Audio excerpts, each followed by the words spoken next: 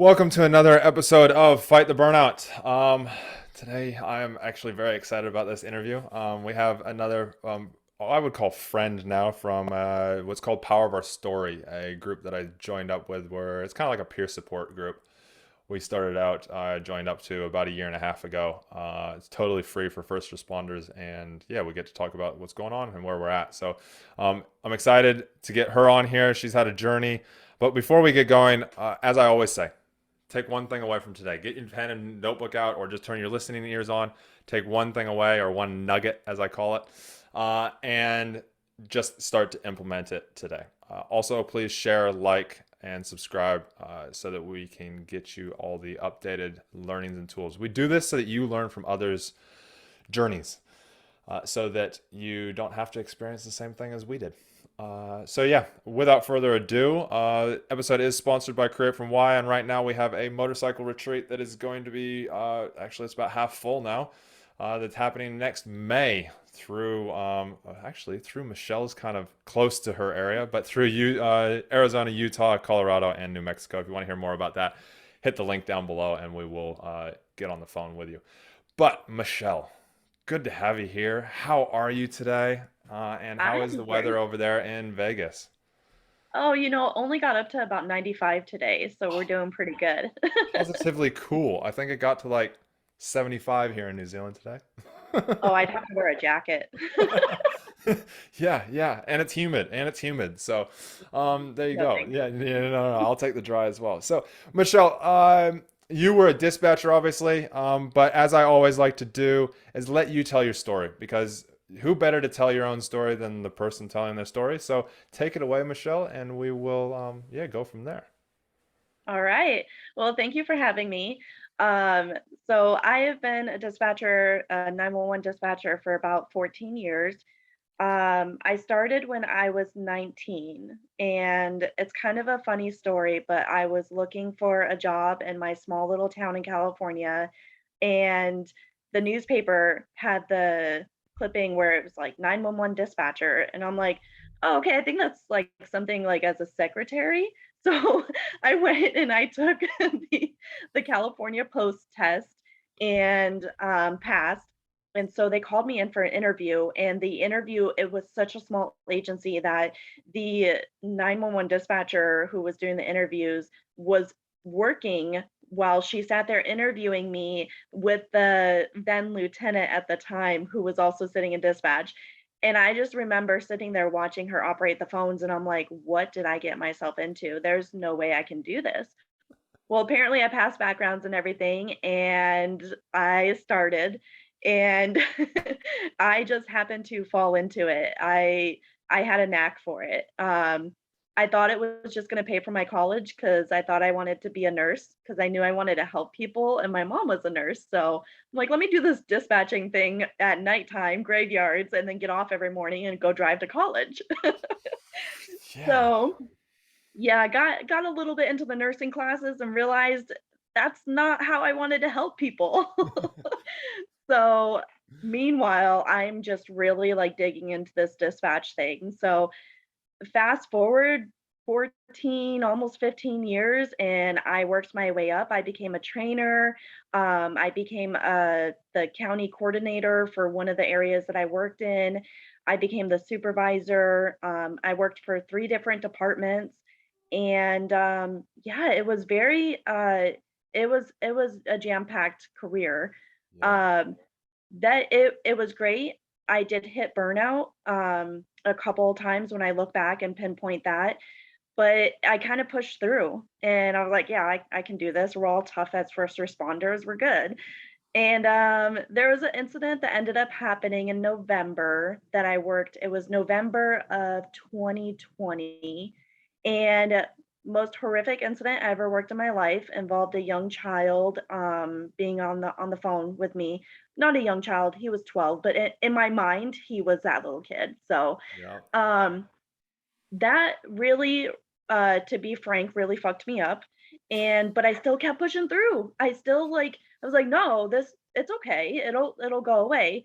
Well, that snowball effect happened, and, 2 months later, I was walking out of dispatch with the intentions of just taking a little vacation for about a month.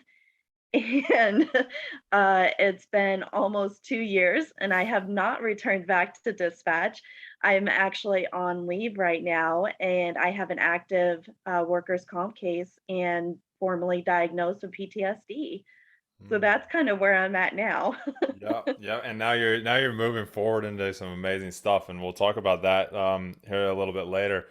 Wow, 14 years. I didn't realize it was 14 years you're a dispatcher. That's double the time that I was in the police. There you go. Well done. Well, thanks for all that. And I'll tell you this from being on the street. I know a different country, but being on the street, I underestimated and underappreciated all that comms and dispatch does.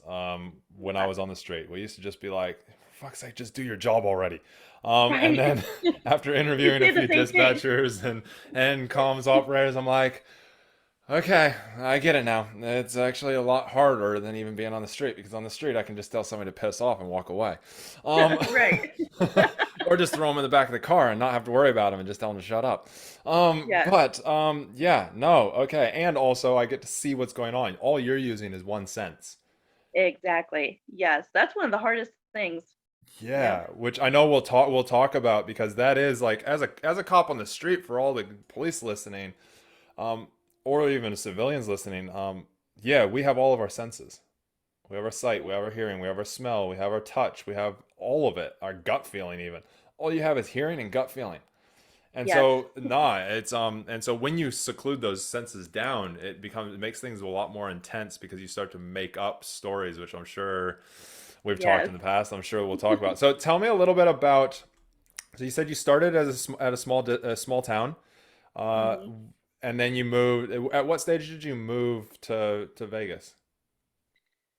So about 3 years in, so I Mhm. kinda did a little back and forth. So 3 years into dispatching, I had come to Vegas when I turned 21, and I had seen Henderson, which I was like, "What a cool little town." Plus, it's right outside of Vegas, so I can just drive for, like, 20 minutes and be in that lifestyle if I want.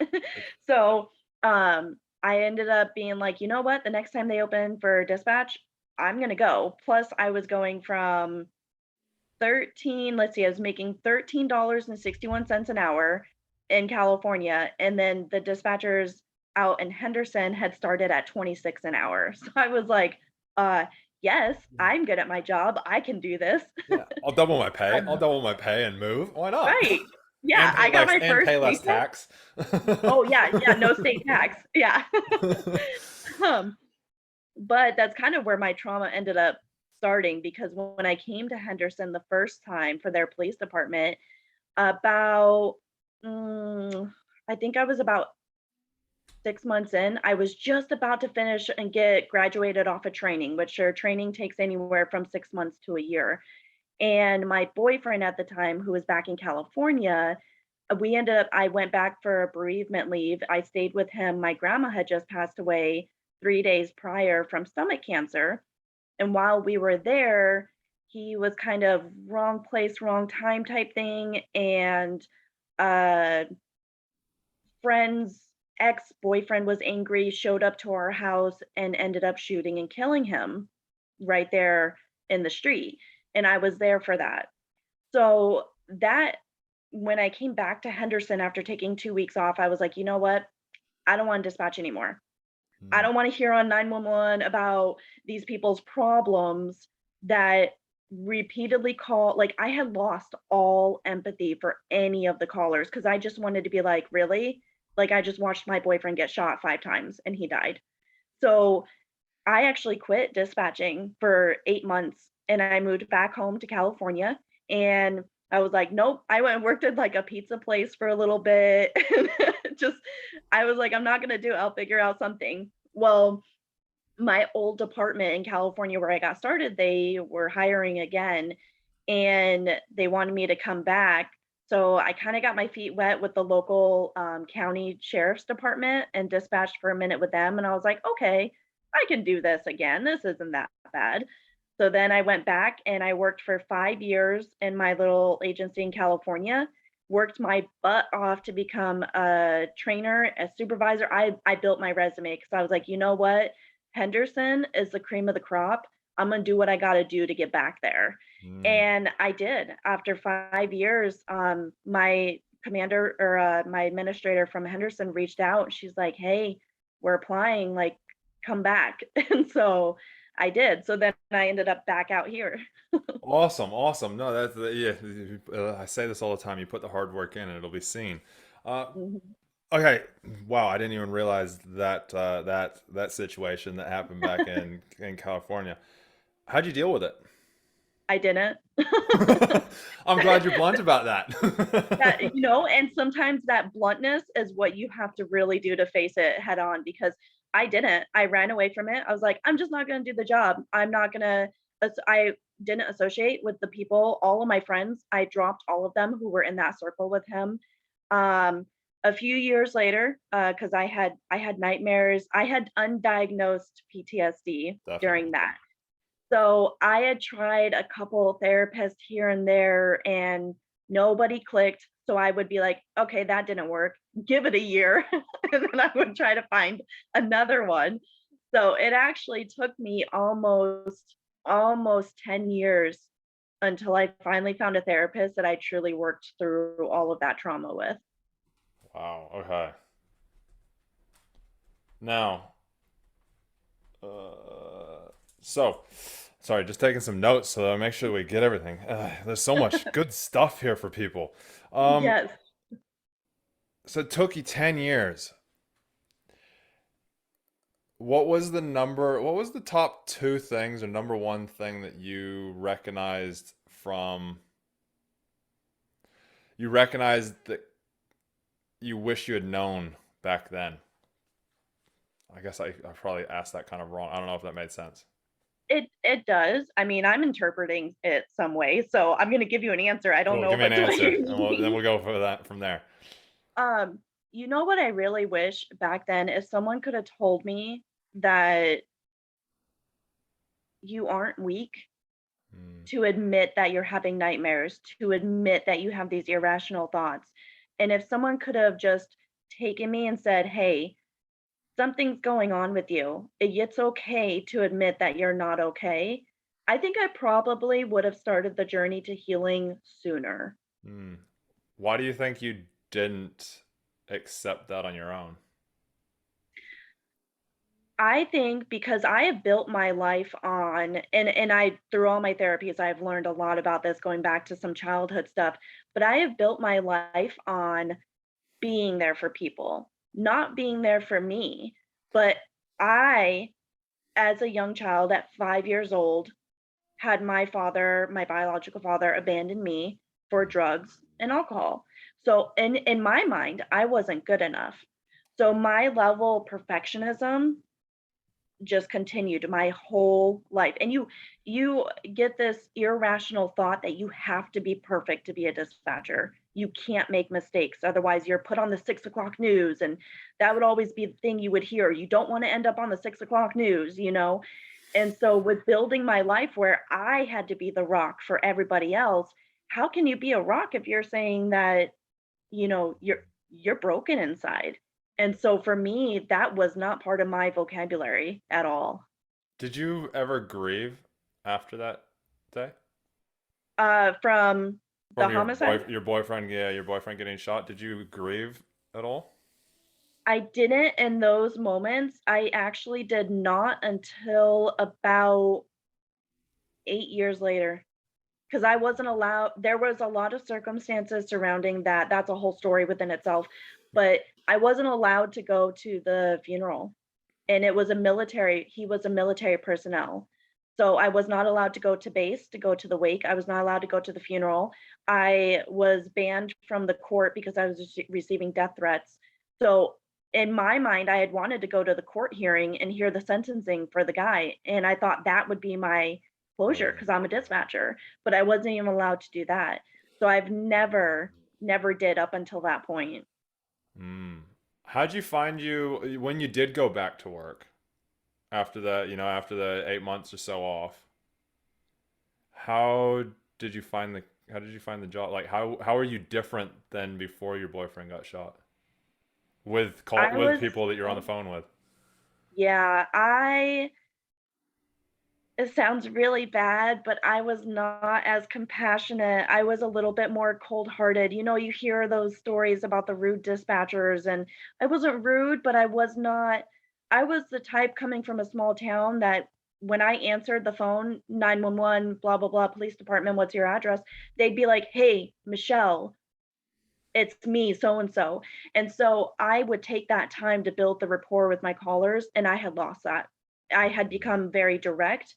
And I think that's why when I went back, my goal was to promote Yeah, as fast as I could. Get me off the phone, get me off the radios.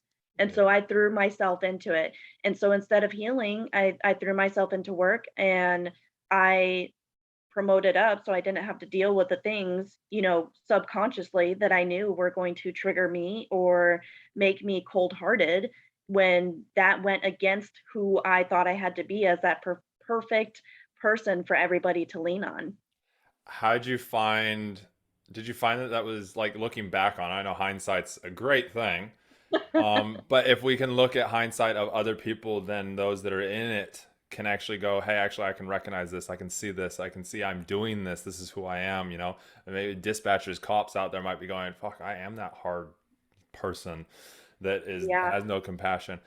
Do you find looking back on that time, and I know you've done a lot of work on it, so you've thought about it a lot. Um, do you feel that it, and we're talking around burnout, do you feel that it actually caused more drain by not being yourself and having that compassion? Yes, because unfortunately, it caused me to lose relationships.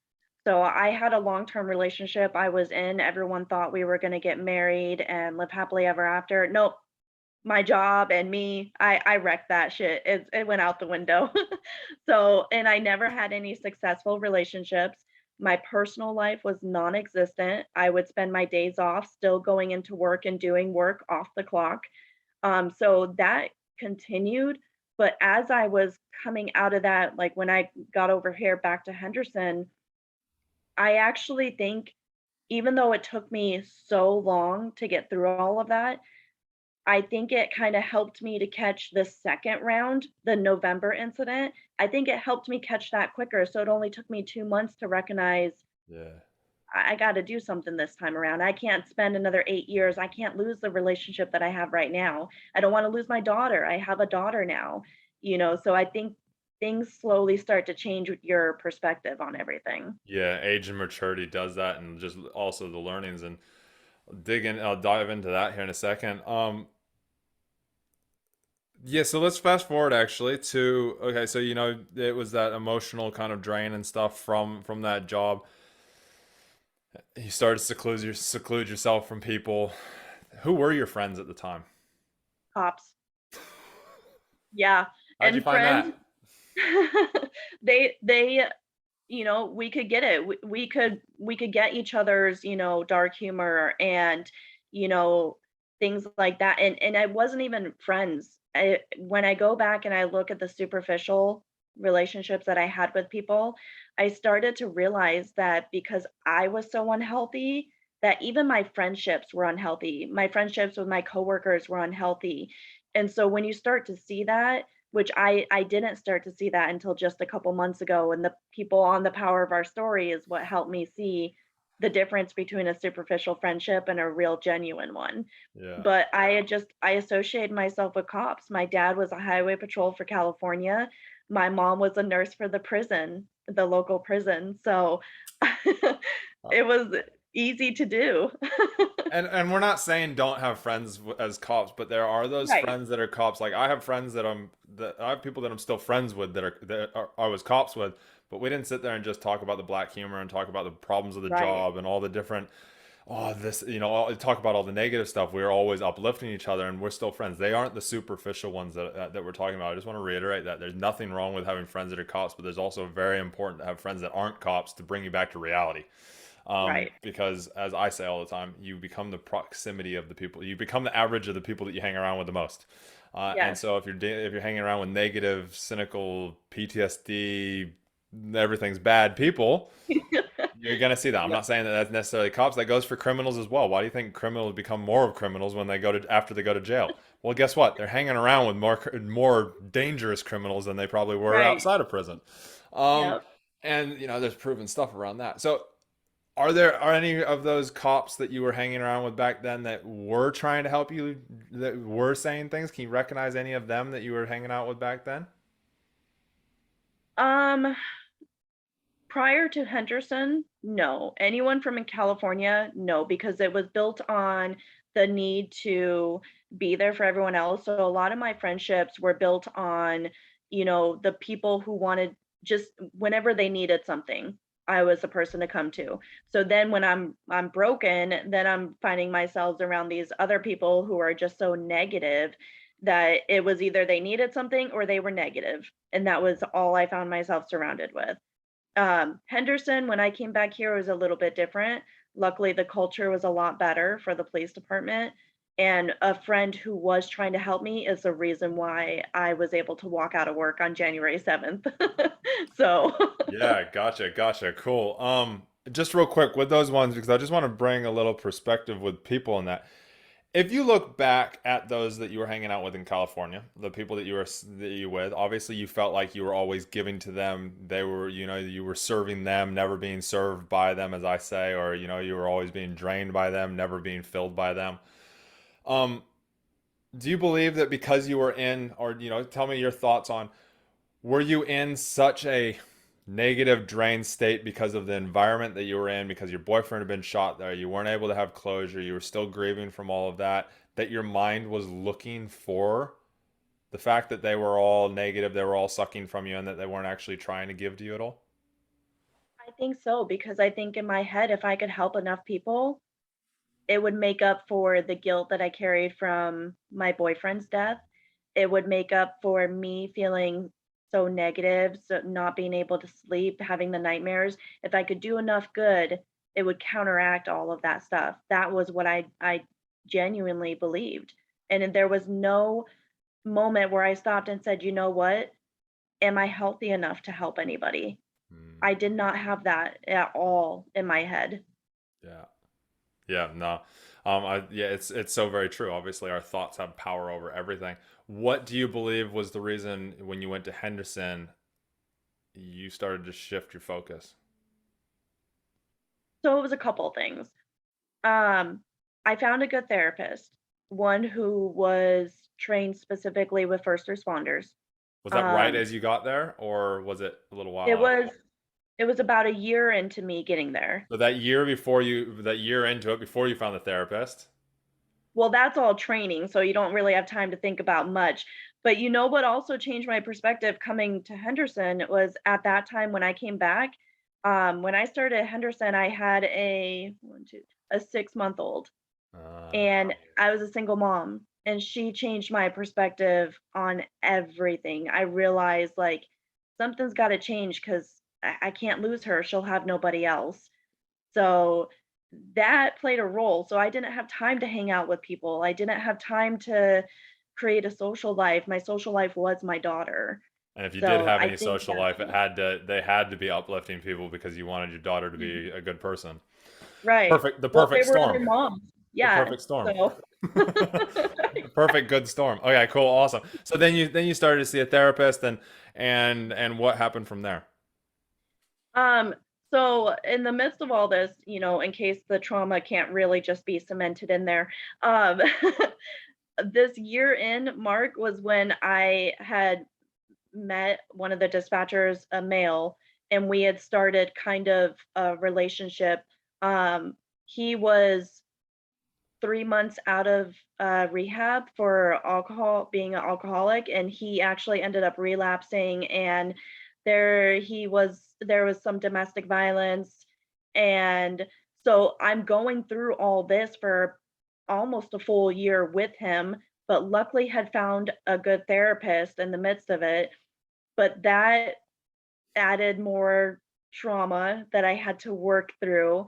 Um, yeah, so and then I started creating this friendship with a few of the moms up there in dispatch, and our girls would play together, and that was kind of what pulled me out of it. I was in a vortex still. And I had found it continuing in Henderson because here I found this person who was sucking me in further to, his demons. And here I hadn't even dealt with my own. Somebody that you So could help.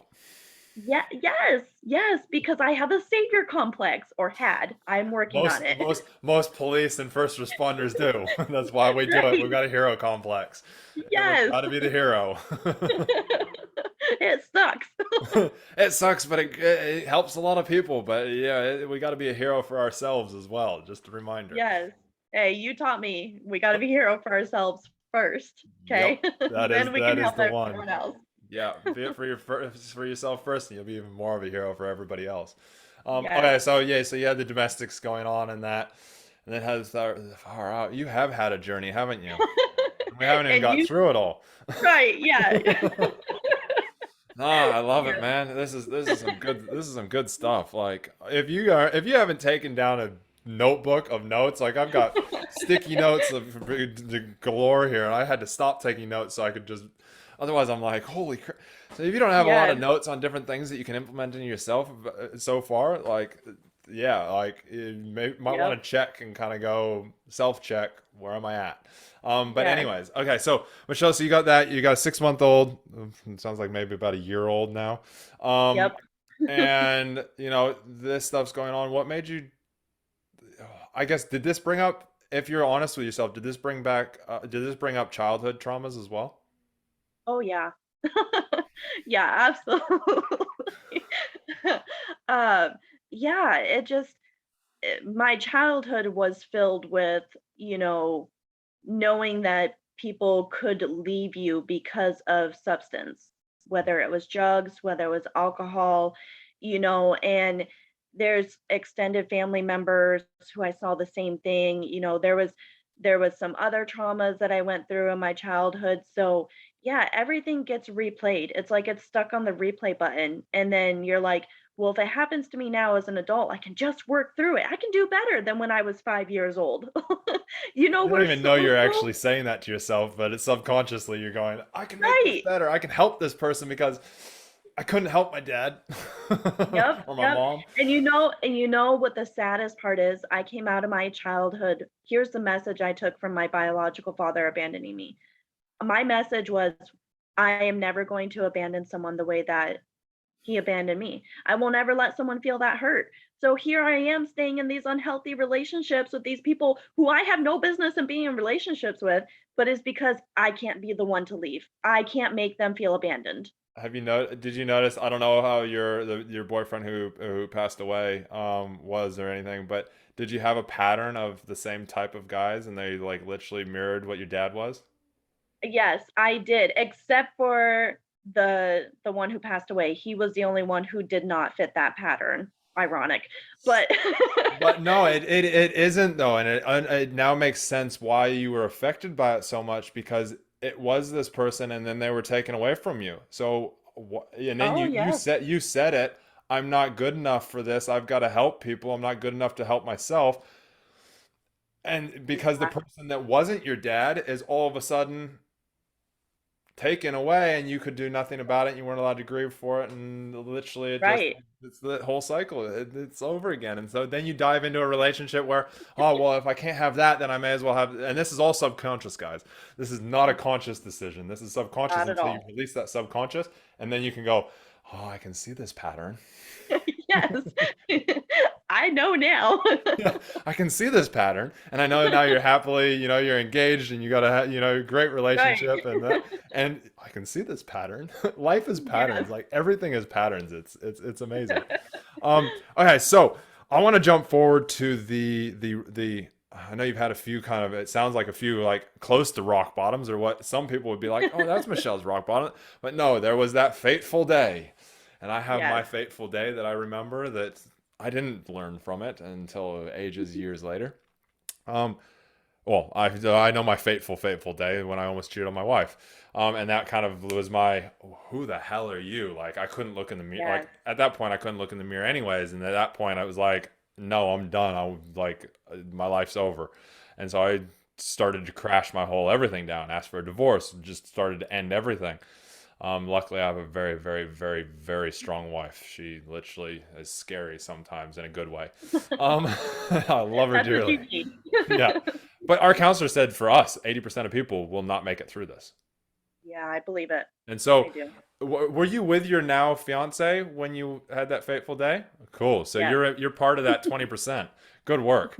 So let's talk about that fateful day. Walk us through it a little bit, as much detail as you want to. I know you've done a lot of work on it, but I don't want to make you relive it in that. But just walk us through a little bit about what kind of really hit so hard. So I kind of have to preface it in case I haven't thrown out enough traumatic events. So my now fiance, so amazing. We actually dated back in high school. So then we lost contact for about 16 years, and then he hit me up and everything, and now we're here. But we were dating at that point. He was still living in California. I was here in Henderson. So in September 18th is the anniversary date of my boyfriend who was killed. So that's always kind of like a sensitive time frame for me. Um, but I was out visiting my fiance and we got a call on the morning of September 9th. His mom had unexpectedly passed away. So we had drove down to where she was. We didn't realize she was still there and that the coroner hadn't come yet. So when she was wheeled out to the coroner, that gave me some flashbacks that I had to deal with. Okay. So we had that happen in September. And then we we're trying to work through all that. We get to November. November 3rd is when I went into work on overtime. And I rarely worked overtime, but this I 2 days that week I decided to work. So it was a Tuesday. I went in, we got our asses handed to us. We were slammed with calls from back to back. And I was the on-duty supervisor. Um, got a call. I picked it up. It was 911. Lady's telling me that she heard shots fired at the apartment next door to her. She walks out. She sees one woman down with a headshot wound to the head. Another neighbor had come and was trying to do CPR on her. And she says, I can hear a girl yelling for help inside the apartment. Do I go in? And I'm like, ma'am, I can't tell you to do that. You have to do whatever you feel is safest for you. And she's like, okay, I'm inside. I'm like, okay. Okay So then. she's like, we don't know Okay. if the shooter's still there. We don't know nothing at this point. So she goes inside and she's like, "Oh my gosh, there's another woman down. Another she's been shot." And then right next to her is a 16-year-old girl yelling for help because she's been shot in the abdomen. So she's bleeding out. So I tell the woman, I'm like, "Give her a blanket or something, have her apply her own pressure, and then you go to this other woman, let's start CPR." Um, so we're doing that. Meanwhile, we got other phone calls coming in now. It's an apartment complex. It's in a busy area of Henderson. So all my dispatchers are we're going. It's a hot incident. So as I'm trying to finish up with this lady, cops are arriving on scene. She's like, okay, the cops are here. I'm like, don't stop CPR. Wait until they take over. Keep me on the phone. Well, my other dispatcher comes over and she says, hey, I need you to get on my phone call right now. I'm like, hold on, like I gotta finish up on this. So I end up hanging up with her, hand her over to officers, and I end up getting on the phone call. As a supervisor, I'm able to click into anyone else's phone calls.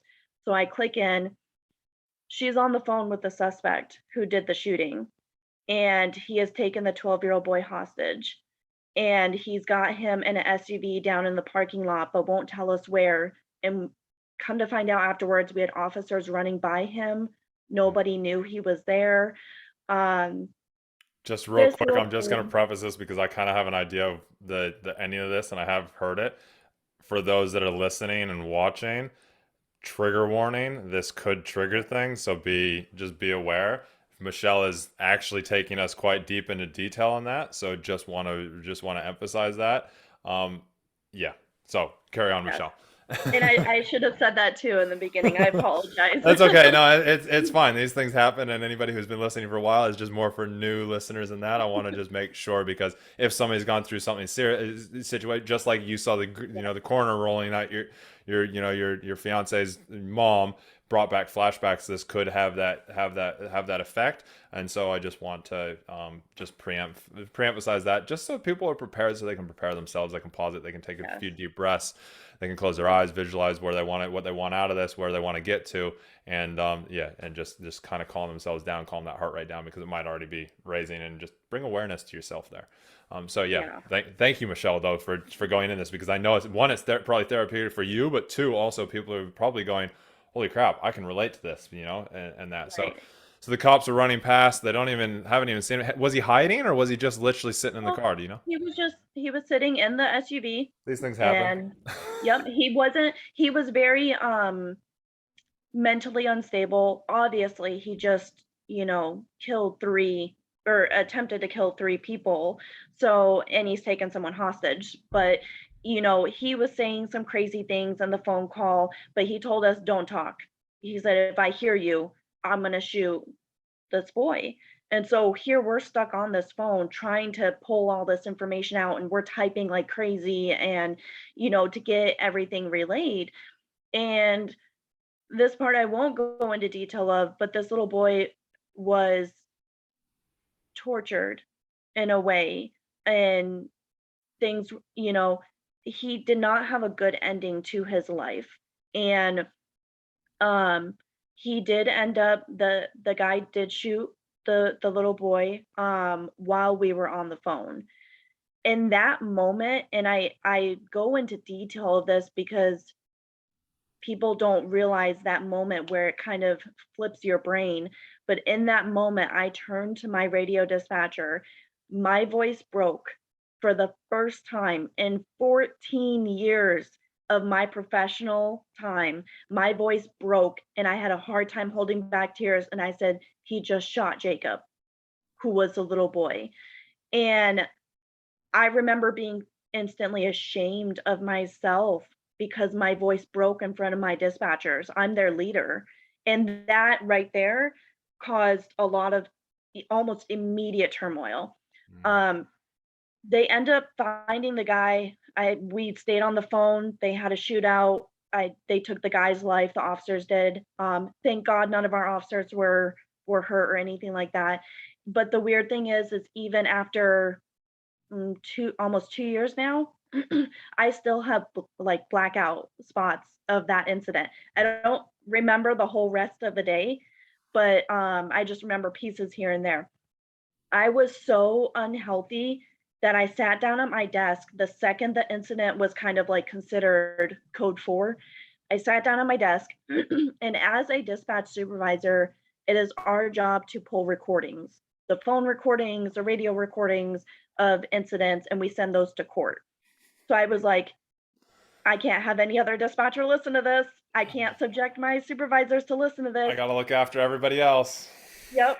And so I re-traumatized myself within an hour of the incident, and I pulled that full 26-minute phone call of this suspect and that little boy, and I pulled the phone call of the neighbor finding the 2 women dead and the 16-year-old girl alive, and I pulled all the radio traffic, re-traumatizing myself, listening to the officers scream and yell out commands at this guy, and because I had to do it. I told myself I had to do it so no one else would have to listen to it. That's how unhealthy I was. Yep, which is So, which I'm sure listeners in that, and thank you, Michelle, for going through all that. And I know you've gone through a lot, and I know, I asked you to be on this episode, this podcast, like I think it was like a year ago or 6 months ago or something, it and was you're a like, while no, ago. I'm not ready. And you No. guys can all see why. You can see why. I've known Michelle for about 18 months now, and wow, she's grown, and it's amazing to see. But and I praise you for saying all that. But I want to reiterate right there, the re-traumatizing yourself. There's two things here, and this is what I've learned as a coach and as a neurolinguistic programming and all the different stuff that I've done myself on myself. Is one, yes, like you said, you didn't want anybody else to go through the trauma, which is a great reason to do it, but you didn't know how to deal with it in the first place. Right. Yeah. And so when you don't know how to deal with it in the first place, what do you, it's just going to recon created in and all the I want to know what was going through your head around after that moment, like when it all settled down, it was all done, it was code 4 as you called it, or it was, it was all dealt with and done, and you were off all the calls, and then you're like, okay, I've got to get these recordings, and you went into, I have shit to get done. The let's Yes. just I've got a job to do. Yep. Um, what were the things going? Can you remember what the things were going through your head? Like what you were second guessing yourself about? I call it the demon. I know you call it Yes. something different. I call it the demon. What was the demon saying inside your head? I'm curious, and I think it will help a lot of listeners in that as well. They might be able to relate with it. And so my thought, I can't recall in the immediate moments. This all happened at 11 a.m. and I got off shift at 2, and I was nonstop trying to get everything done. One thing I will say, and if I could go back, I would do it so differently. We had another supervisor who came in because she heard about this incident, and she was our employee assistance, like the EAP type. She had been trained for that type of stuff. So she came in and she said, "Do you want to go off the floor and talk?" I said, "No, you need to check with," and I gave her the list of the other two dispatchers. I said, "Please check with them first." So I wasn't saying no, like not me at all. But then she came back to me when everything was done and she said, "Hey, what do you need me to do?" I said, "Well, I need you to post overtime supervisor stuff." And she said, "Do you want to come?" I said, "No, because the second I get off this floor, the second I take this headset off, I'm going to break down. And I want to wait until 2 o'clock when I can clock out and I can go home and I can cry in my bed or on my couch and not have to put myself back together to walk through all my coworkers." Not And be I wish judged. if I could go back, I would change that. And I would have stepped off and talked to her immediately. Yeah, yeah. Why would you change that? Because I think it would have helped in those moments because I went home to be alone. Hmm. I went home. My fiance was working in California. It was a Tuesday. I wasn't going to see him until Saturday, or Friday night. So I went home to sit in my thoughts. I didn't reach out to anyone. Nobody reached out to me. And if they did, it was a phone call. I shut my phone off. I didn't want to do anything. My head was going crazy. When I got home that night or that afternoon, that's when everything started coming, my thoughts, or at least that's when I can start remembering them. And the Hmm. guilt of every area, I played that second by second and went through and said, "Well, you did this, but you didn't do this. And if you would have done this, maybe Jacob would still be alive." That's what I kept telling myself. Did So, and you? then Yeah, go ahead. I was gonna say my team, I was convinced my team thought I was weak because my voice broke, you know? Yeah, it's interesting what we tie to. Like you've tied so much stuff to the fact, oh, my voice broke, so I'm weak. Yeah. They all think that I'm weak. When was your next shift? So I went to the debrief, the fire debrief that night at 4:30. And so Yep. when I was there, the two dispatchers, the one who worked fire and the other one who was on the same call with the suspect as she told both me and the other dispatcher, "Hey, you guys should take some time off." And I'm like, "No, I've got tomorrow off, and then I start my normal shift on Thursday because I worked Thursday through Sunday." So I'm like, I got a day off. We're good." Like, and the other dispatcher was like, "Yeah, I've got 2 days off. I'll be fine." Yeah. So I went back to work Thursday morning. And how was Thursday? Oh, it was shitty. So my administrator came in about somewhere around 8 or 9 in the morning, I think, and she said, "Hey, I just wanted to check on you. I didn't get to see you Tuesday. Like, are you okay?" And I think you call it the fine demon. The fine demon came out, and I said, "Oh, I'm fine." What's funny about it is I don't remember any more of that shift until the very end when I took my lunch break before I got off work. And she comes back in and she said, "Hey, this incident is so bad. We are actually we're doing something that's unprecedented. We're going to put people on mandatory paid administrative leave, and we're going to require you guys all to see a psychiatrist who's going to have to clear you to come back to work." And she said, so we put the two dispatchers on leave. So she said, "I need you to be 100% honest with me right now. How are you?" And I just broke down crying, and I said, "I'm not okay. I can't get Jacob's voice out of my head." And she said, "Michelle, why didn't you tell me this morning?" And I said, "Because I had to go back out on the floor and work my shift. I wasn't gonna cry to you and then have to try to fix myself up and go out and work with my team." And she just shook her head and she's like, "Get your stuff and go home." And Mm. so we were all put on leave. There was 17 of us in the department who were put on mandatory leave, which I How, think was great. how did I think that's absolutely wonderful, especially with the mandatory, seeing a psychologist and that. How did it make you feel though? Oh, I felt like a failure. Why? Like, it was the worst thing. Our supervisor offices were tucked back in the corner from the comm center.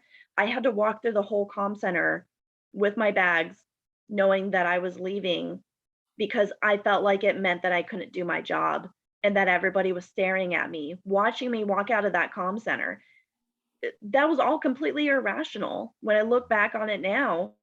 But instead of being like, guys, I'm going to get help so I can be healthy, it was, I fucked up. I Hmm. fucked up and people died. Did anybody ever tell you that you did the right thing before you went on leave? Uh, so I actually, no. Before I went on leave, no, because this all happened in November. And then I went back to work after 3 weeks of forced leave. I went back to work until January. So during that time, no. So my life got, I was out 3 weeks and then I went back to work because I told the psychologist, I'm fine. I knew everything I had to say to get him to release me to go back to work.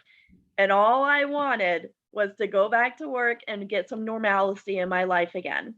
So I go back to work, not the best thing to do. I was still having nightmares. I re-traumatized myself by watching the public our department releases YouTube videos of the recordings anytime we have a shooting. So we all got a text saying, "Hey, this is going to be released. If you guys want, we can view it all together." And I was like, "No." I wasn't going to watch it. But then the thought in my head was, how much are they going to release of that phone call because my family's going to hear it and I need to tell them not to not to watch it. So I sat in my room by myself and I watched it and my calls were so bad that they only played about 30 seconds of both calls for the public because they couldn't even play anymore because of how traumatizing they were. And then I had to watch the body cam. I didn't have to. I watched the body cam footage that lined up, and I tell you, the horrific thoughts in my head that I put together with all the sounds on the phone and the radio Well, was not the far sound off. the sounds that you remembered or that you had Right. interpreted and created. Yes. Not I far want to off from the reiterate that the visual. sound like I believe that going back and in a safe place, going back and Yeah. listening or watching the stuff again can create some pretty good rehabilitation. Sorry, one second.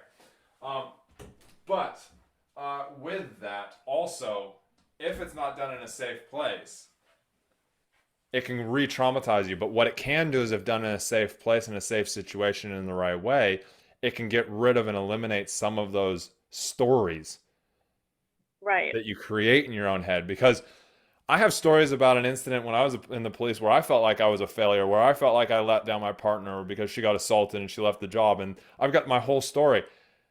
And I actually haven't ever talked to her in depth about what happened that night. Huh. I've gone back and done visualization techniques and stuff like that to re-bring it out so that I can actually go, well, no, that actually isn't the story, and get coaches Yeah. to ask me things about it and stuff like that, and to really challenge my brain of, is that really what happened? And see, that's interesting because when I went on when I walked out of dispatch for my last time that following January, then a few months, I think, of being out on leave, once they finally realized this was it wasn't just a short vacation, I actually went to breakfast with one of the dispatchers, the one who was working the radio for that incident, and I told her it was my first time admitting to another dispatcher that I felt that I had let the whole team down because my voice broke and she oh my gosh, like, it was definitely a bonding moment, but she looked at me and she said, "Michelle, there was no other supervisor that any of us would have wanted Mhm. on that incident with us. And you doing that, you handled yourself amazingly. Like and it just it like broke this bubble in me, and I like remember just being a blubbering mess over it, and I'm like, wow, that's how they viewed it, and here I'm all twisted up in my head about it. Yeah. So it was, yeah, that is 'Cause- definitely a defining moment. Because we create stories. We create so many different stories in our heads about stuff. You know, I use the example of you see somebody at a party or something like that, and you wave at them across the room. You look at them, it looks like they're looking straight at you. You go like this, you wave at them, and then they turn and they start talking to somebody else.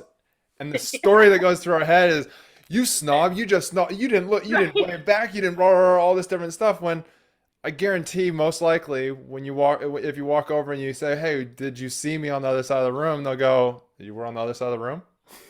Right, exactly. Yeah. Because we create stories. Because again, past traumas about not being good enough, about all those different things that we've talked about today, all led up to that moment, and then obviously you had that shift. Um, Yeah. Now I know you've done a ton of work on yourself. You've done a ton of stuff over the last couple of years, which is absolutely amazing. What made you go? Well, I think you already kind of said it, your daughter, but what made you go, "I don't like where I'm at. I want to change. I want to make. I want like." What was that? Do you have a defining moment where you were like, "Nah, I I'm kind changing." of. So what's interesting is someone else kind of defined that moment for me, I think. So on January 7th, I had no intention of leaving dispatch that day. I had no intention of taking a vacation or anything. But over the past 2 months, I had been burning my time. I was checked out. People started noticing a difference in my work ethic. What were you doing And exactly so people can identify it into themselves, maybe? I wasn't there. I was normally a very hands-on, involved supervisor, both just professionally and like trying to make the connections with my team. So I would be very proactive in trying to get them to do some trainings or making sure they got rewards for hard work they did. And I just let all that stuff go. I came in, I would try to leave early every day. I Bare would call minimum. in sick. Like I had over I think it was like 300 hours of just sick time because I never took time off of work. I was a workaholic, and I had finally just started like every week I was calling in, and not enough to violate anything, not enough to need a doctor's note. So I started doing that, and then I wasn't eating, so I was very irritable. I get super hangry when I don't eat. So Me too. I wasn't eating. My headaches were getting worse. So I was leaving during my lunch hours and I was going to the chiropractor to try to get adjusted because that would help the headaches. It was stuff like that. Uh, December, eh, my fiance's stepmom committed suicide in case I didn't have enough to deal with in that 4 months. Yeah. So me and him went through some shit like for that 4 months. His mom passed, my incident in November.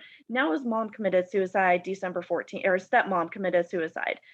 My coworker got that phone call and she's the one that got a hold of me. We were It was my day off. My fiance was here. We were at home and she texted me and let me know what was going on. So we raced over to his dad's house and I remember telling my coworker afterwards, "I'm so sorry I didn't take that overtime shift. I wish I would have taken it because I could have taken that call so you didn't have to." What is wrong with me?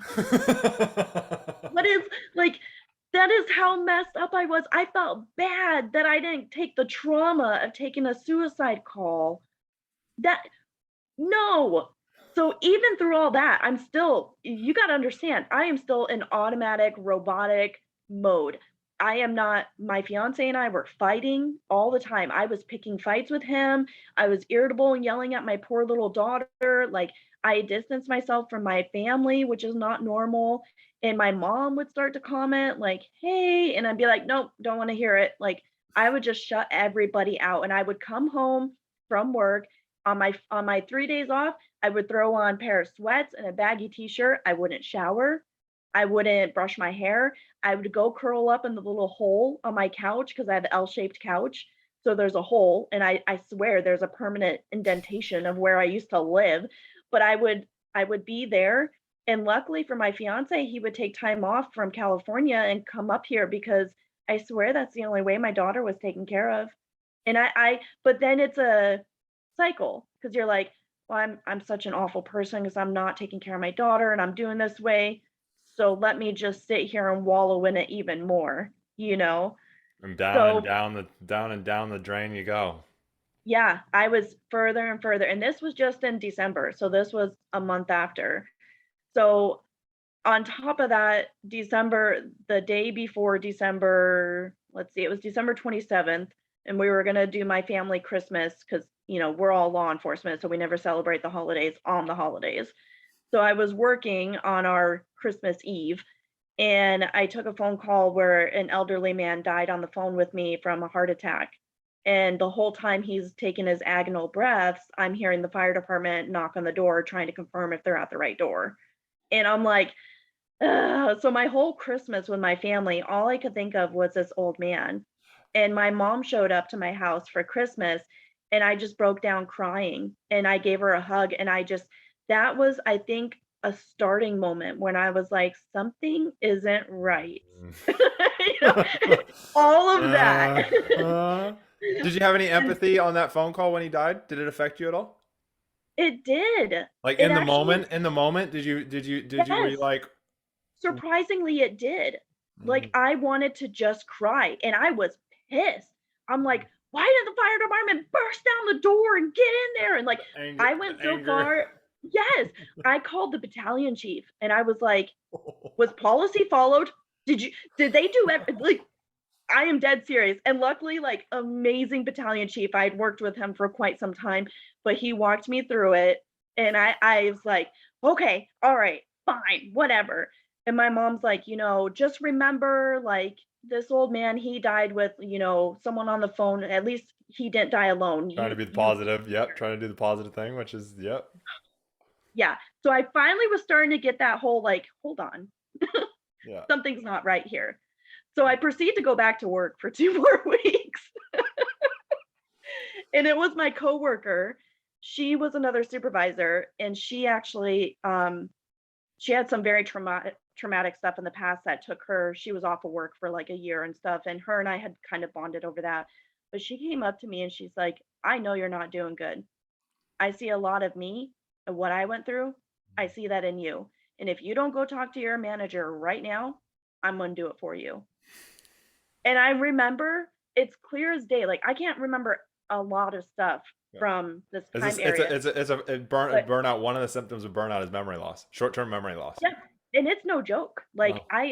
I've never had this bad of memory Yeah. before. I still So, have blank spots in my career as well because of it. It's isn't that yeah, it's and crazy? it's slowly coming back years later. Like I'm 5 years post police and a lot of work and a lot of Oh, visualization. And it's slowly coming back, but it's it takes a crazy. lot of work. It's creepy. I thought I had dementia because I got dementia in my family. I literally was holding. I was holding on to that on my own as well, going, I think I have dementia, but I'm not going to tell anybody because then I look weak. What's wrong with us?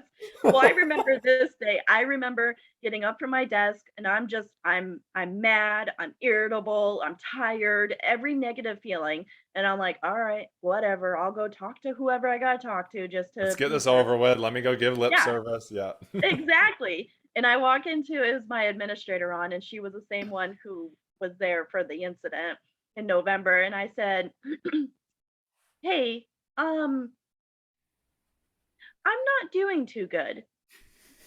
And I literally that was the floodgate.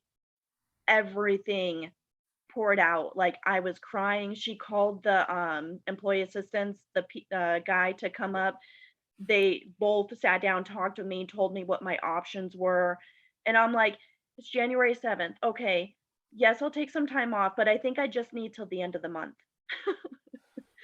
And that 2 years later. yeah, yeah, exactly. So, that Wow. was yeah. Have you talked to your supervisor since? I've talked with her a few times. Yeah, and Yeah. I've thanked her. So, I was gonna say it sounds like you had a great supervisor because so many of us aren't yeah. that lucky. I know I didn't I one of my supervisors was great, but wasn't my direct supervisor, but most of them weren't. I didn't feel they were all that great. It was Yeah. Yeah, It's but hard. again, it's just how they were brought up within policing and things as well. They hadn't worked through a lot of stuff and all guys and and that. Yep. But nah, wow, Michelle, like so much stuff there. Like that is Yes. insane. And I couldn't like I don't know if people were watching or maybe it came through on thing, and you probably saw it. I couldn't do anything but laugh because literally it was like you were telling my story. Oh, really? It was literally like not the exact things, like the exact trauma Yeah, and but that, but the those, actions that you were doing was my yes. story. And I haven't, I've been like, I try and rack my brain all the time on different stuff, but like you doing it, I was literally visualizing myself coming home, sitting on the couch, watching TV, going, I really need to go work on that four-wheel drive because I need to get it done. Like, I really don't want to go work on that. Oh, I'll just watch another episode of this. And literally, Yeah.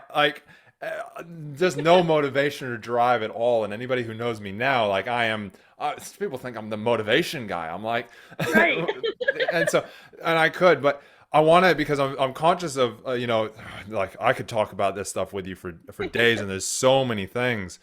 Um, what are some of the things that I know you've said some stuff if you could rewind, but what are some of the stuff that you wish somebody had taught you in the very beginning? You know, I've gone back over this a few times, and I really wish that even before getting into law enforcement, I wish someone would have told me, like, really make sure that you know who you are and who you want to be. Because I was 19. I came out of a perfectionist, graduating from high school, and I was in my formative years, and I go straight into law enforcement. And then that became my identity. So right now I am in my mid 30s trying to figure out who's Michelle because I'm not a dispatcher. Dispatching is what I did. Mm. So if I could have had that grasp on it, it's actually the advice that I give some of the my friends who are going into dispatching. I have one friend, she's going into it. And that's what I said. Make sure you have firm understanding of who you are because this job can fuck you up if you let it. And like it did with me. But I see where I'm at now and where I've come and what I've learned in the past, year and a half to 2 years. And it everything happens for a reason, but I wish I didn't have to go through all the trauma to get here. Yeah, imagine if you could collapse all the knowledge that you have and teach it to one person at the very beginning of their career. They wouldn't have to go through Yes, 14 years of it, 16 years of exactly.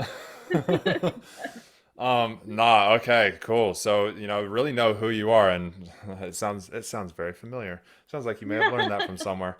Um, I think like some Chris guy helped me with it or yeah, something. helped you with really knowing that kind of that sentence. But no, I'm glad that it's stuck, and I know like so many people on Power of Our Story say the exact same stuff, and I sit in the back and I go, oh yeah, I did the same thing. Not to float my own ego, but it is very true, and it's something that I talk about all the time. I want to know real quick, actually. Just this popped back in my head, and it's something that I said earlier that I really want to know. Your partner, still with him, Mhm. still together. Yes, Obviously, there was a lot of you taking your own crap out on him, just like my wife got, and being the yes. punching bag as I call it. She was the punching bag of my emotional punching bag all the time. Like one story that I use all the time. You know those cake carrier tins that you can get like Oh that yeah, hold a cake that you take to a dinner party. So the cake's in it. yeah. We went to a dinner party and we came home at 2 a.m. and she had left that in the back seat and she got out of the car and at 2 a.m. in the morning we had to park our car on the road. 2 a.m. in the morning I am screaming at her, why are you not doing anything? You don't do anything. You're useless. Rah rah rah rah at 2 in the morning. Yeah. I'm If afraid to that's not say trauma I and that's get not it. something showing up in alarm bells, I don't know what it is, but it didn't show up. It didn't register for me. Um, Yep. but yeah, so yeah, what was it that, have you talked to him about why like and how did he support you through that time? So he was dealing with his own trauma too, like with his mom and his stepmom and everything. So in January when I took that time off of work, when I left work, I went home and I said, I gotta tell you something. I've never done this with anybody before, but I'm gonna lean on you. I need help. And it was something that I had never asked anybody before. And he said, I'm gonna do my best. And remember, he was dealing with his own trauma. A week later, he ended up saying, I got to take some time to myself. We actually broke up for about 2.5 months, and it was hell on me I was gonna because say. now I felt like I was failing that too. So he went and he actually got therapy, and he, in a like healthy way, dealt with all of the trauma that he was dealing with. And then we reconnected, and I said, "Look, I'm still in the middle of my healing path. Like, I'm not all the way healed. I'm nowhere near where you are." And he's like, "It's okay. I'm healthy, so I can be here to support you now." So we joke about it now and we call it his sabbatical. So, but, but it's even to this day, where even to this day, after all of this trauma and everything, there are still moments where I will get triggered and I'll take it out on him. I might snap at him or something like that. And he'll tell me sometimes he doesn't know what to do. So it's kind of like he's just he's going with the flow, you know? And so the most important thing is that I've talked to them every day. I feel like I start to learn something new about me, how to do better and how to heal better. And I share that with him because I don't have any other choice. If I want to keep him and I want this to be a healthy relationship and soon to be marriage, I have to communicate it with him. So that was a big thing for me. I'm so glad you guys have recognized that because, and I apologize for my dogs. I decided they heard something. But no, that is so important, the communication side, because my wife and I are the same thing. We literally this morning, I literally was, this week's just been hard for me. I've had some triggers and some failure stuff and some, am I good enough? And I'm working with, I'm talking with departments and I'm doing a keynote speaking thing and all this different stuff. And I was like, and I've been really distant the last week and a bit because I've been preparing for this and feeling like it's not good enough and I'm not good enough. All the same stuff that comes back Yes. up. And again, this morning I was just like, my wife came to me and, that communication. And I'm glad that you said it. I'm just going to tell my little stuff so that people can hear it in a different way as well. Literally, what was it? 2 nights ago, my wife's sitting on the couch and she pauses the TV while we're watching it and she goes, "Are you okay?" And I go, and I'm getting emotional about it because this is the bond that we have now, and I didn't have this, and I wish that I did back in the day, and I'm sure you did, you wish that you had this as Yep. well. I'm like, yes, but no. I've got stuff going on. She's like, "Do you want to talk about it?" I was like, "No, I'm just," and we learned this from a coaching thing that we went to, and relationship stuff was part of it.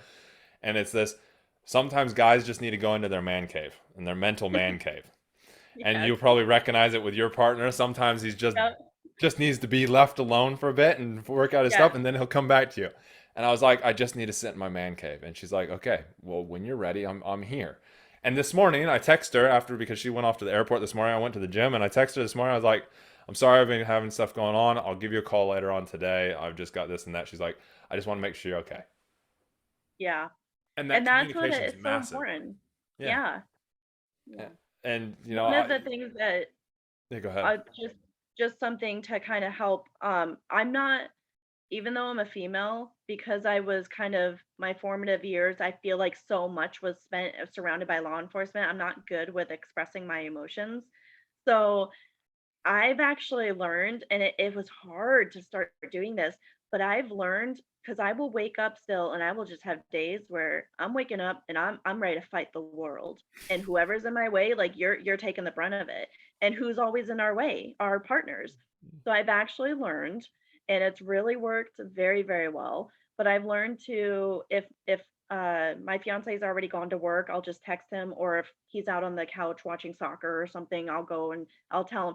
But my very first communication when I wake up, it'll be, "Hey, babe, just so you know, I'm having a sensitive day." I call it a sensitive day. But you know what? He knows. He knows to kind of like, okay, like we're just going to chill. Let's not bring up anything we got to make decisions on. But then he also knows that if you explode at him for some reason, it's not Yes. personal. Yeah. Yeah. Or if I start crying, Yeah. oh, I hate it. But I will be like, oh my gosh, that was the most beautifulest shaped cloud I've ever seen in my life. And I'm crying like a friggin' lunatic, you know? It's interesting. I'm glad we're having this conversation because I for the longest time I don't need to do it so often anymore because there's not that many days that are like that. But for the first few years of me coming out of law enforcement, going through a lot of different stuff, working through all these things, I spent a ton of time and money and everything, every course and every development stuff that I could do, I was doing. I literally every cent of my business that I earned six figures that one of those first years, and I spent all of it back on myself. Like Good. my wife was like, and her, and that, and it helped everything. But where I'm going with that is that there was days where I would just text her, and she'd be at work at the time she was going into work, and I'd text her and I'd be like, "It's one of those days," Yeah. and she's like, "I'm here. If there's anything I can do, let me know." Yes. Yeah. That's a All lot. you need to hear because that's all that you just need to know that you have that support and that you know that if you do need something, you're there. Um, but then there's also I want to talk about that emotional kind of floodgates, the kind of as law enforcement and first responders, I don't care who you are, male, female, it is a very alpha dominated, Yes. alpha driven, very masculine state. It doesn't matter if you're male or female, we both have masculine and feminine traits. It Hmm. is a very masculine. Sadly, a lot of times it's a toxic masculinity. It is an ego-driven masculinity. And that Yeah. ego-driven masculinity is a thing of you can't be feminine because it's weak. And it's Right. absolute BS. And this isn't just law enforcement, it's also a lot of corporate stuff and that. Not so much anymore, except for some of those ones that have been around for a long time. But Mhm. when we stuff things away for so long, our body has no idea how to regulate it. I talk about it with my adrenaline. My body's just starting to get to a stage where adrenaline's kind of is controlled well. But as first responder, even as a dispatcher, you're running on adrenaline all the time. What's that next call going to be like? Right. What's going to come through? Is it going to be somebody that I'm going to have to deal with that's passing away? Is it somebody that's got a gun? Whatever it is. And so you're always on this high alertness and you're always pumping adrenaline. And so unless you Mhm. learn to calm and you learn techniques to do that, like breathing techniques, box breathing, things like that Yeah. early on, I did 7 years, you did 14 years of running on adrenaline. Your body has no Yeah. freaking clue. 14 years of stuffing emotions away. Your body's like, what is this thing called emotions? Right. Yes. Yep. And so then it kind of floods back because it's like it still tries to stuff it away in ways, and Yeah. it takes time and that and takes certain techniques to really learn that. But I'm glad that you said that because I'm sure somebody right now is going, yes, but I stuff it away, or yes, that does Mhm. happen. Like, and I just think it's so bad. And so tears are a great thing, guys. Yes, Yes. as first responders, we can't have tears flying out while we're helping the coroner put a body into a bag, Right. but afterwards, sitting in your patrol car and just letting it fucking flow, Yep. not sitting there going, oh fuck, I'm gonna have to retidy myself. Who the fuck cares if you walk out and your eyes are bloodshot as shit? People are gonna actually ask you what's going on. Yeah. And that's where the communication, like we already talked about, comes in. When you communicate it, when you're like, yep, that last call was shit. And Yeah. it's hit that nerve and it's playing that string. Let's fucking go. Let's playing a rock concert. And I need Yep. a minute. I know when I had an incident, I have my female partner that I was working with get assaulted. Came back to the station, and my boss at the time, he was really good. He goes, Chris, get off the computer. And I was like, no, I got shit to do. We've got to do an opposition to bail. We got to do all this paperwork, and it's already coming up to our shift change. It's coming up to the end of our shift, and everybody's helping out with the paperwork. Everybody's doing stuff, and he goes, "No, Chris, go have a cup of coffee, go have a cup of tea, go have some water, go whatever." And I was like, "I don't drink coffee and I don't drink tea." And he's like, "Well, then just go sit in the meal room in the other room and deal it." The only thing with that is I went and sat down, and like you, the whole thing started to go through my head again, and I was just like, "Nah, I can't do this." I was there for like, I shit you not, 30 seconds. I Got believe back it. up, walked back in the other room, and sat down at the computer. Only thing that I wish somebody had done is I wish that sergeant had actually just taken me into the other room and gone, Chris, what's going on? How Yeah. are you doing after that? I know that it's shit. It's crap. I had this incident happen to me in my career. Lay it on me. What's going on, brother? But do you notice too how you try to put up so many roadblocks for yourself. You're like, Oh "No, yeah. I gotta type up this stuff. No, it's almost the end of the shift. No, I don't even like coffee." He's like, Yeah. "Just get in there." Exactly. Go take a breath. Like, but yeah, and it is, and it's all those stuff and emotions away. And so, I want to praise you for all the stuff that you've done, and thank you for sharing today. Thank Um, you. one of the last questions I always like to ask is, what is your top tip to self happiness, Michelle? What would be your number one top tip to self happiness from everything that you've learned and grown through?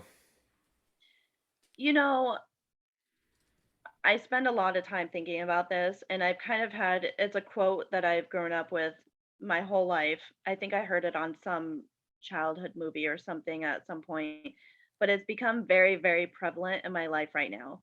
And I can explain it a little after I say it, but the quote is, "Never let the fear of striking out keep you from playing the game."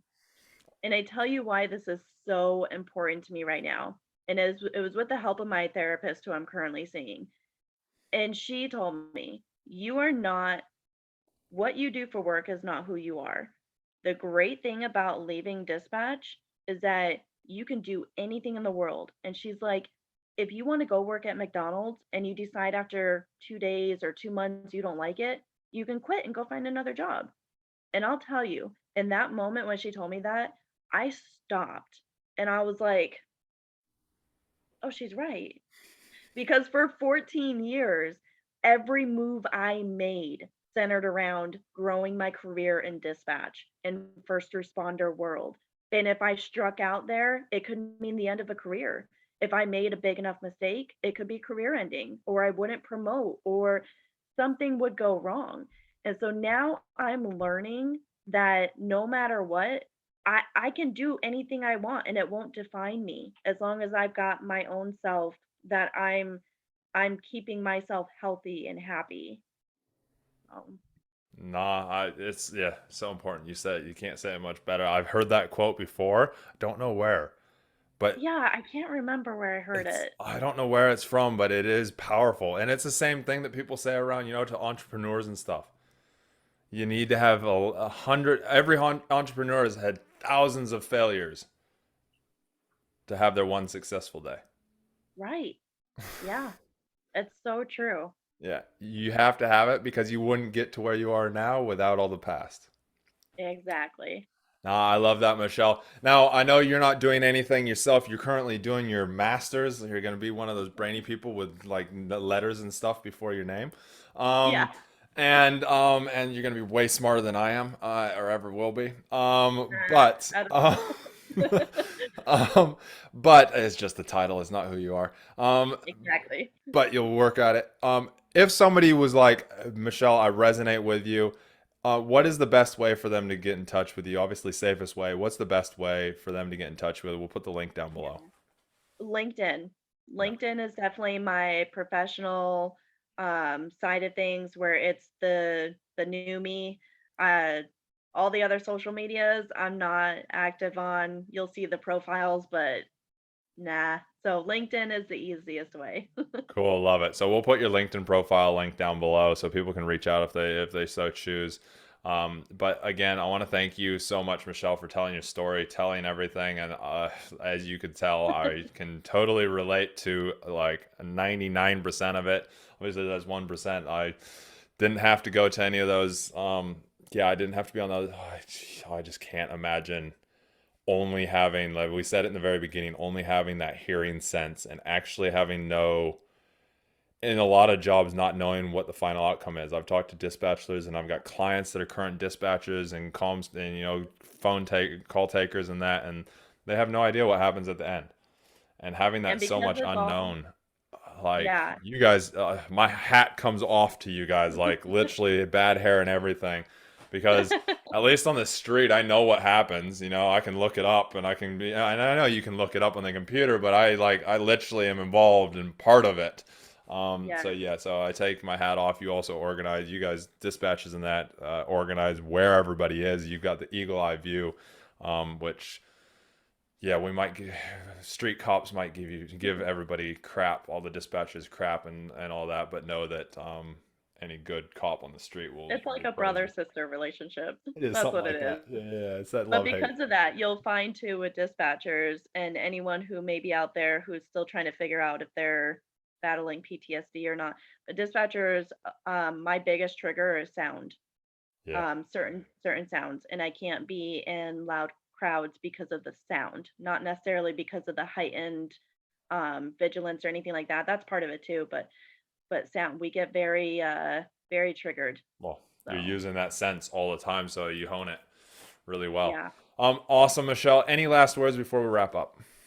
I don't think so. I really appreciate having me on here. It is very therapeutic to tell your story when you're ready. So I appreciate your patience and accepting me to come on once I was ready. But I'm definitely at a spot where I'm able to talk about it, and I really appreciate having this platform. Hopefully it helped somebody out there. Yeah, I know you did. I know you definitely did. That starfish analogy that I've used so many times before. You definitely have helped that one person. I know you have. You've helped me just by hearing it and going, yeah, okay, yeah, those were real, real. Like, yeah, the counselor said it, and I've heard it a few times, but they're real, real symptoms that that I had, and still some of them still linger around at times. They pop back up, they rear their little demon head and go, "Hello," and Exactly. um, but yeah, no, I want to thank you again, and thank you for coming on. I know this is your first actual official podcast for being on, so it's been amazing. Yes. You've done excellent. You should do a hell of a lot more. And yeah, so for all the listeners out there and viewers, thank you for being here. Thank you for giving Michelle the place to be able to do it. If you want to know more, you want to come, maybe you're a first responder, police officer, dispatcher, what any kind of first responder. You want to learn more about Power of Our Story. I will put a link down below for the LinkedIn page for that as well, because it is a great place, and that's how Michelle and I met, and we talk things out, and you can tell your story there, or you can just come and listen. But also, this is sponsored by Create From Why, as I said in the beginning. But if you are struggling with anything and you just want to have a chat, I'm always here to chat. I'm always here to have a conversation with you. Maybe you just need some tools, some free tools real quick. I run masterclasses and webinars and stuff on things. Just reach out to me at Chris@knocking, like knocking on the door, demon, like the ones in your head, coaching.com. So that's Chris@knockingdemoncoaching.com, and we will get in touch with you. Otherwise, you can hit any of the links down below and reach out. And we will see you on the next episode. Remember, take one thing away. And my motto is always train hard physically and mentally.